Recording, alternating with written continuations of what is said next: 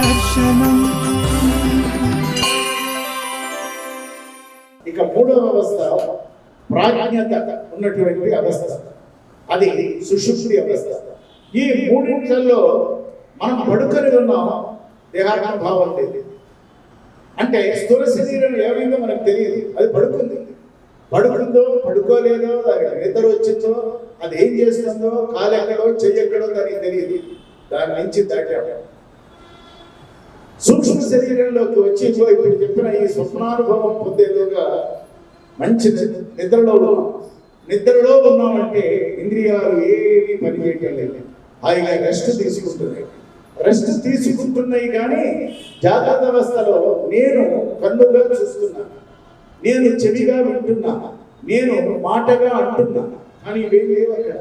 కానీ అనని, వినని, కనని నేను మాత్రం అక్కడ విన్నాను. నేను ఎక్కడికి పోలేదు కదా. ఇంతలోకే పళ్ళు తెల్లవారబోతున్నది, వేకోజాం అయింది. స్వప్నావస్థలో నుంచి నిద్రావస్థలో నుంచి నెమ్మదిగా మళ్ళీ జాగ్రత్త అవస్థలోకి మనం వస్తున్నాం.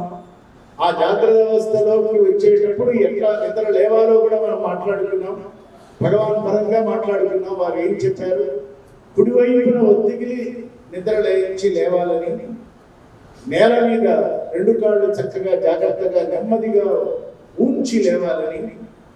ఆంచి లేవాలని, ఈ సమస్త లోకాలు సుఖంగా ఉండాలని ప్రార్థన చేస్తూ లేవాలని మనం మాట్లాడుకున్నాం. అది రెండో రోజునే మాట్లాడుకున్నాం. ఇవాళ కూడా ఈ స్థూల సూక్ష్మ శరీరాలు దాటి కారణ శరీరం చాలా సుదీర్ఘమైనటువంటిది, చాలా పెద్దది. ఏదంటే జాగ్రత్త అవస్థ 16-18 గంటలు మెలకువగా ఉంటాం. సుమారు మిగిలిన ఒక 7-7.5 గంటలు మనం నిద్రావస్థలో గడిపేస్తాం. ఆ మిగిలినటువంటి ఆ సుషుప్తి ఏదైతే ఉన్నదో అక్కడ మన కారణ శరీరం ఉంటుంది. ఆ కారణ శరీరాలను నిలబెట్టుకోవటానికి మన పెద్దలు పూర్వీకులు బ్రహ్మముహూర్తంగా లేవండి, బాగా చదువు వస్తుంది అంటే పిల్లవాళ్ళు లేచాడు. నువ్వు ఎప్పుడు లేచినా చదువు రాదంటే వాడు మనతో పాటు లేచేవాడు. కాబట్టి కారణం ఉండాలి, అటెన్షన్ ఉండాలి. కనుక ఆ సమయంలో ప్రకృతితో మనకు పనిలేదు. మనం కూడా ప్రకృతికి అవసరం లేని టైం, మనతో మనము యోగించగలిగిన కాలము, మనలో మనం ఉండి ధ్యానించగలిగినటువంటి కాలం. కాబట్టి ఆ బ్రాహ్మీ ముహూర్తంలో 10-15 నిమిషాలు మనతో కనుక మనం కూడి ఉన్నట్లయితే, మనలో మనం కనుక ఉండగలిగినట్లయితే, అది ఈ శరీరాన్ని ఒక పవిత్రమైన శక్తివంతమైనటువంటి ఆయుధంగా ఇది తయారు చేస్తుంది. ఇది స్థూల శరీరమైంది, సూక్ష్మ శరీరమైంది, ఇదిగో కారణ శరీరమైంది. కానీ ఈ 3 అవస్థలలో నుంచి ఏర్పడినటువంటి ఆలోచన సమూహాలు ఇంకా మిగిలి ఉన్నాయి. అవి అక్కడక్కడ ఇంకా ఉన్నాయి. అవన్నీ కలిసి ఒక మనస్సు ఏర్పడుతున్నది. ఆ మనస్సు దానికి రూపం లేదు. ఇందాక కర్చీఫ్ లాంటిదే, 4 నిలువులు 4 అడ్డాలు వేస్తే కర్చీఫ్ అవుతున్నది, తీసేస్తే ఏం లేదు అక్కడ. ఈ మనస్సు కూడా ఆలోచన రాహిత్యం లేదా భావశూన్యత లేదా తక్కువ ఆలోచనలు ఉన్నటువంటి మనస్సుని చూడండి, వాళ్ళు భావంగా ఉంటారు. మరి ఇదే ప్రపంచంలో ఒక రమణ మహర్షి ఉన్నారు, ఒక సత్యసాయి భగవానుడు ఉన్నారు. మరి వాళ్ళకేమీ దుఃఖాలు లేవే, అందరికీ ఆనందాన్ని పంచగలిగారే, ఎప్పుడు చూసినా ఎనర్జెటిక్గా ఉన్నారే, వాళ్ళ కళ్ళల్లో కానీ వాళ్ళ శరీరంలో కానీ ధైర్యం లేదే. ఎట్లా ఉండగలిగారు అంటే వాళ్ళు దేహాత్మ భావనని దాటగలిగారు. అది కూడా మనం దాటగలిగితే మనం భిన్నంగా ఉంటాం, అట్లాగే ఉంటాం. అందుకనే భగవాన్ రమణ మహర్షి జీవితంలో ఒక సందర్భాన్ని మనం గుర్తుపెట్టుకోవాలి. ఈ మనస్సు యొక్క విచారణ వచ్చినప్పుడు ఇట్లాగే ప్రతిరోజు సాయంకాలం భగవాన్ నుంచి కూర్చోటం, వారి చుట్టూ భక్తులంతా కూర్చోటం, ఎవరెవరో ఏదో ప్రశ్నలు వేయటం, కొన్నింటికి సమాధానం మీరు చెప్పడం లేదా చెప్పకపోవడం రోజు జరిగే పని. కాలగమనంలో వారికి భుజం మీద సార్కోమా అంటే మనం క్యాన్సర్ అని చెప్తున్నాం, రాచపుండు ఏర్పడితే అది తీవ్రమైనటువంటి బాధ కలిగించేటువంటిది. ఆ రాచపుండు వారి దానికి ఏం చేయలే, దాన్ని అట్లా వదిలేశారు. కానీ చూసేవాడికి చాలా యాతన కలుగుతుంది. భగవాన్ ఈ నొప్పి ఎలా భరిస్తున్నారో సరే చూశారు. ఎర్రగా ఒక పుండు ఏర్పడింది, పక్వానికి వచ్చింది. కాస్త ధైర్యం చేసి ఒక భక్తుడు వినయంగా లేచి వచ్చేసరి, భగవాన్ మీ శరీరం మీద ఒక రాచపుండు పుట్టింది అని మీకు తెలుసునా, ఎర్రగా ఉంది చూసుకున్నారా అని అడిగారు. ఓహో వారు శమంతకమణిలే, వారి దారిన వారు ఉండని ఆశ్చర్యపోయినాడు. తన శరీరం మీద పుట్టిన రాచపుండుని వారు సంబోధిస్తున్నారు. ఇంకొకటి గుర్తుపెట్టుకోండి, భగవాన్ చరిత్రలో అది పశువు కానీ, పక్షి కానీ, మనిషి కానీ, స్త్రీ కానీ, బాలుడు కానీ, ఎవరు కానివ్వండి, అది వాడు అన్న 2 పదాలు ఆయన నోటించారు. అట్లా అది వాడు అనే 2 పదాలు వాడని మరొక మహనీయ మూర్తి భగవాన్ సత్యసాయి బాబా. మీరు ఆత్మస్వరూపులు, దివ్యాత్మ స్వరూపులు. మీరు మిమ్మల్ని ఒరే ఆయన అది అని పిలవనా, అది కాదే, మీరు ఆత్మను మీరు అని అనేవారు. కాబట్టి ఈ సందర్భంలోనే ఇంకాస్త చొరవ తీసుకుని, భగవాన్ మాకు వచ్చిన రోగాలన్నీ మీరు పోగొట్టేశారు, మీ దగ్గరికి వచ్చి ఉత్తరం రాసుకున్నామో చెప్పుకున్నామో, మీ దర్శనం అయిపోయిన తర్వాత రోగాలన్నీ పోయి హాయిగా ఉన్నాము, మీరు కూడా దాన్ని వెళ్ళిపో అని అంటే పోతుంది కదా, సంకల్పించండి అని అడిగాడు ఒక ఆయన. భగవాన్ మౌనం వహించి కాసేపు అయిన తర్వాత, మీరందరూ ఇక్కడికి వచ్చి కూర్చున్నారే, రమణుల చుట్టూ మీరంతా కూర్చున్నారే, మీలో ఏ ఒక్కరినైనా నేను రండి అని పిలిచానా, ఇందులో ఏ ఒక్కరినైనా వెళ్ళండి అని చెప్పానా? మీరు వచ్చారు, వారు అలాగే వచ్చారు. మీరు ఎలా ఉన్నారో వారు అలాగే ఉన్నారు. మీరు ఎలా ఇక్కడి నుంచి వెళ్ళిపోతారో ఆ సమయం వచ్చినప్పుడు వారు వెళ్ళిపోతారు. వారితో మనకేమీ పని.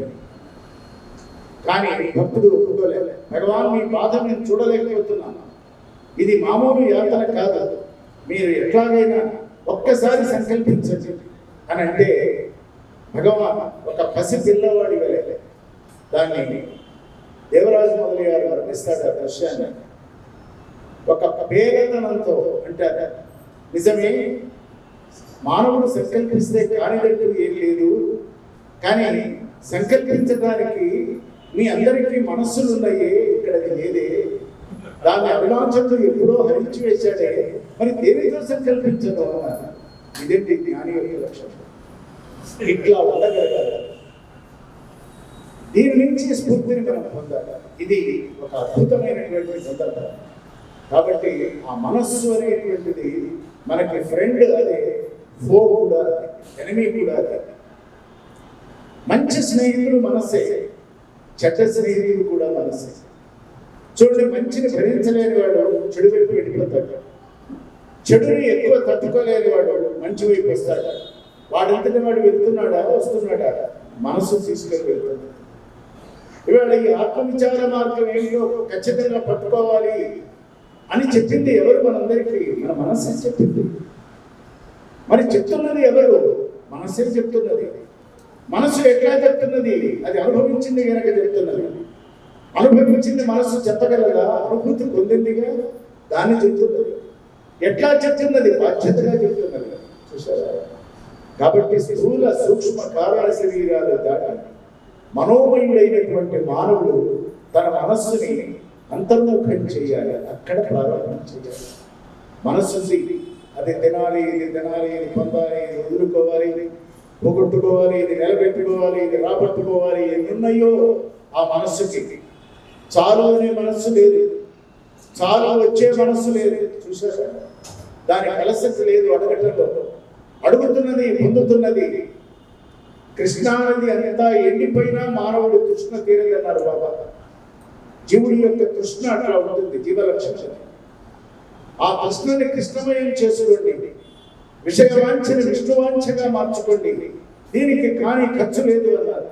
మీరు ఉన్న చోటనే, ఎక్కడ మీరు కూర్చొని ఉన్నారో అక్కడే మీ మనస్సుని, బహిర్ముఖమైన మనస్సుని అటు ఇటు దాని ఎందు దీని ఎందు పారాడుతున్న, తారాడుతున్న, పరిగెత్తుతున్న, పారుతున్న, వేధిస్తున్నటువంటి మనస్సుని కేంద్రీకృతం చేయండి. దానికి ప్రత్యేకమైన యోగాసనాలు, మంత్రాలు, తంత్రాలు, దీక్షలు ఏమీ లేవు. నీ మనస్సును గాఢంగా సంకల్పించుకో. నీ నిత్యమైన నియమావళిని నీవు చక్కగా డాట్ ప్రకారంగా నిర్ణయించుకో. రేపు ఏం చేయబోతున్నావో ఇవాళ నువ్వు సంసిద్ధుడివిగా ఇట్లా కనుక ఉన్నట్లయితే సమయం వృధా కాదు. సమయం పరబ్రహ్మ స్వరూపం కాలం. ఆ కాల స్వరూపం మహత్తరమైనటువంటిది. డబ్బు పోతే డబ్బు సంపాదించుకోవచ్చు, ఎక్కడైనా మనస్సు జారిపోయి పొరపాటు చేస్తే ఎత్తుకోవచ్చు. కానీ కాలం ముందుకు వెళ్ళిపోయిన తర్వాత దాన్ని ఒడిసి పట్టలేదు, వెనక్కి రాదు. గడియారంలో తిప్పి మళ్ళీ ఏడైనా అనుకోవచ్చేమో కానీ అది ఎప్పుడో ఏది అయిపోయింది, దాని పని అయితే చేసుకుంటూ వెళుతుంది. కాబట్టి ఈ మనస్సుకి కాల నియమాన్ని నేర్పాలి, నియతిని నేర్పాలి. ఒక పవిత్రతని, ఒక గాఢతని, ఒక మర్యాదని. అందుకే సత్సాయిబాబా వారు 3 సూత్రాలు చెప్పారు మనకి. ఒకటి సంఘ నీతి, పాప భీతి. ఈ రెండింటిని నడిపించడానికి దైవ ప్రీతి, ఈ 3 ఉండాలి. దైవం యందు దైవానికి ఉత్సవం చేయటం గొప్ప కాదు, వేడుక జాతర చేయటం గొప్ప కాదు. దేవుణ్ణి ప్రేమించాలి. మనం దేవుడిని ప్రేమించాలి, మనకు అంత శక్తి లేదు. దేవుడు మాత్రమే మనల్ని ప్రేమించగలరు, అనంత శక్తి స్వరూపుడు కనుక. మనం భగవంతుడిని గౌరవిస్తాం, మర్యాదిస్తాం, ఆరాధిస్తాం, అర్చన చేస్తాం, అభిషేకం చేస్తాం. నువ్వు దేవుడిని ప్రేమించావా అంటే దేవుడిని మనం ప్రేమించడం ఏమిటి అంటాం. దేవుడిని ప్రేమించాలి, ఇది ఇక్కడ అదే చెప్తున్నారు. అటువంటి మనోనిర్మాణం కనుక మనం చేసుకున్నట్లయితే జీవితంలో మనకి ఏర్పడేటువంటి ఆఘాతాలు, అవాంతరాలు, ఇబ్బందులు, అననుకూలత, దుఃఖకరమైన విషయాలు, సుఖ సంగతాలు అన్నీ కూడా మనల్ని అంటి ముట్టనట్లు తాకి వెళ్ళిపోతుంది. మనం కూడా అలాగే మహా దుఃఖం ముంచెత్తింది, ఏం చేయడం? ఆపగలవా? పక్కకి నెట్టేయాలి. నీకు తెలియకుండా ఒక ఆనందం వచ్చి ఒళ్ళో పడిపోయింది, అది నీదేనా? నలుగురికి ఇచ్చి ఖాళీ. కాబట్టి ఆనందాన్ని పంచిపెట్టాలి, దుఃఖాన్ని నేర్చుకోవాలి, వదుల్చుకోవాలి. అటువంటి మనస్సును మనం నిర్మాణం చేసుకున్నట్లయితే, ఏ సమయం దేనికి ఎంత ఇవ్వాలో నిర్ణయించుకున్నట్లయితే, మనకున్నటువంటి ప్రజ్ఞాభూమికి ఈ జగత్తుకు ఇచ్చే ప్రయత్నంలో మనం పూర్ణమానవులకు కావాలి. అటువంటి మనస్సు ఏర్పడిన తర్వాత స్థూల సూక్ష్మ కారణ శరీరాలు 3 + 1 మనస్సు 4. తర్వాత ఏమున్నది అంటే బుద్ధి ఉన్నది. బుద్ధి అంటే ఇంటలెక్ట్. మనకి ప్రమాదకారి అదే, ప్రమోదకారి కూడా అదే. చూసారు, కర్మను బట్టి బుద్ధులు నడుస్తాయని, బుద్ధులను బట్టి కర్మలు వస్తాయని, అది విత్తనం ఉందా చెట్టు ఉందా దాని జోలికి వెళ్ళకుండా మనకి ఒక ఇంటలెక్చువల్ కోషెంట్ ఉంది. ఐక్యూ అంటే అర్థమవుతుంది. మనకి ఐక్యూ ఉంది, ఈక్యూ ఉంది, ఇమోషనల్ కోషెంట్ ఉంది. మనకి లేనిది స్పిరిచువల్ కోషెంట్ మన దగ్గర లేదు. పూజలు స్పిరిచువాలిటీ అనుకుంటాం, కానీ అది రిచువల్. రిచువల్ని దాటింటే స్పిరిచువల్. నేను అనుకున్నాను, అసలు అధ్యాత్మ అంటే ఏంటంటే ఆత్మకి దగ్గరగా వసించడమే, దాని పేరు అధ్యాత్మ. అధ్యాత్మ అదో సబ్జెక్టుగా కాదు, లేదు అదొక ఎంటిటీ కాదు. ఆత్మభావానికి దగ్గరగా ఉండటం, మనోభావాల నుంచి వైదొలగటం. ఇది అందుకని ఆత్మార్పణం చేయాలి, సమర్పణం చేయాలి, మనస్సుని లయం చేయాలి, దాన్ని హృదయంలో కలపాలి. అవన్నీ మనం మాట్లాడుకున్నాం. కాబట్టి ఇక్కడికి వచ్చినప్పుడు బుద్ధి అనేటువంటి కాంపోనెంట్ ఏదైతే ఉందో అది ఎక్కడి నుంచి ఏర్పడిందంటే 4 పార్శ్వాల నుంచి నా బుద్ధి వికాసం ఆలోచించింది. 100లో 25% నాకు ఈ తరువుకి ఆధారమైన నా తల్లిదండ్రుల నుంచి నాకు ఏర్పడింది, లేదు నా తాత ముత్తాతల నుంచి ఏర్పడింది, నా పితృదేవతల నుంచి ఏర్పడింది, నా వంశంలో నుంచి, నా లీనియేజ్లో నుంచి 25% నాకు వచ్చింది. ఇంకొక 25% నాతో సహజీవనం చేస్తున్నటువంటి నా సహ విద్యార్థులలో నుంచి వచ్చింది 25%. ఇంకొక 25% నాకు లౌకిక పారలౌకిక విద్యలు నేర్పినటువంటి గురువుల నుంచి వచ్చింది. 75% అయిపోయింది. మిగతా 25% ఎక్కడి నుంచి వచ్చింది? Knowledge comes by birth. విజిడమ్ comes by birth but knowledge lingers in the streets. ఈ లోకాన్ని చదివి అధ్యయనం చేసి లోక రీతులన్నీ అవగాహన చేసుకొని ఈ లోకానికి ఏం కావాలో కొంత తెలుసుకొని దానికి అనుగుణంగా నన్ను నేను మార్చుకొని నా వ్యక్తిత్వాన్ని సంపూర్ణం చేసుకున్నాను. కాబట్టి ఈ ఇంటలెక్ట్కి, ఈ బుద్ధికి ప్రదాతలు నలుగురైనా ముగ్గురు పరాయి వాళ్ళైతే నాలుగురికి మనమే. అందుకని సత్యసాయి బాబా వారు చిన్న పద్యంలో దీన్ని ముగించారు. అంతరంగము కన్నా అధ్యాపకుడు లేడు, అరయ కాలము నీకు పరమగుడు, గ్రంథరాజమును ప్రత్యక్షలోకమే, ఎవడు స్నేహితుడు ఈశ్వరుడే. ఆ ఈశ్వరుడు ఎవరంటే ఆ లాస్ట్ 25% అనే నేను ఉన్నది చూడండి. ఆ నేను నేను నేనుగా భావిస్తున్న ఆ నేను చాలా ప్రధానమైనటువంటి నేను. ఇప్పటిదాకా స్థూల శరీరాన్ని దాటి బుద్ధి దాకా వచ్చేదాకా నేను అని అంటున్నానే, అదంతా నా మేరుపరమైన నేనే కానీ అసలు నేను అది కాదు.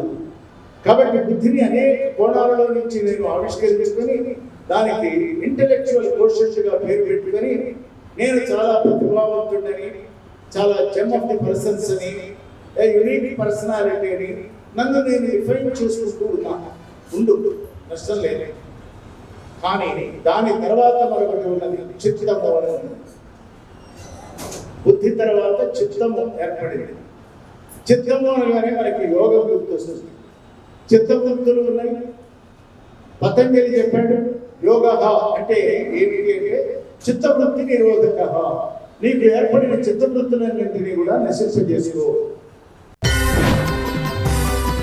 దర్శనం